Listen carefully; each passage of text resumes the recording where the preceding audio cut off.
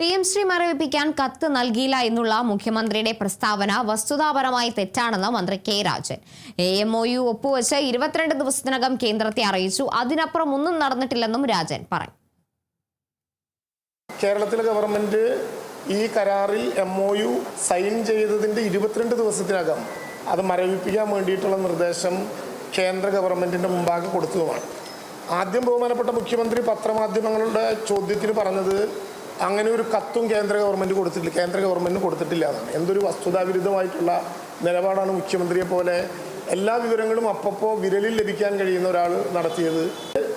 NEP 2020 നടപ്പിലാക്കുന്നതിൽ വിമുഖത കാണിക്കുന്നു എന്നാണ് കോടതിയുടെ മുമ്പാകെ കേന്ദ്ര ഗവൺമെന്റിന്റെ ബന്ധപ്പെട്ട അഭിഭാഷകൻ നടത്തിയിട്ടുള്ള കേസ് എന്നിരിക്കെ എങ്ങനെയാണ് കേരളം അങ്ങനെ ഒരു കത്ത് കൊടുത്തില്ല എന്ന് ബഹുമാനപ്പെട്ട മുഖ്യമന്ത്രിയും മന്ത്രിമാരും വാദിക്കുന്നത്? MOU ഒപ്പിട്ടതല്ലാതെ ഒരു പ്രോസസ്സ് ഏതെങ്കിലും വിധത്തിൽ കേരളം ആരംഭിച്ചിട്ടുണ്ടോ? തുടങ്ങാത്തൊരു പദ്ധതിയിൽ നിന്ന് എന്തിനാണ് പിൻവലിയുന്നത്?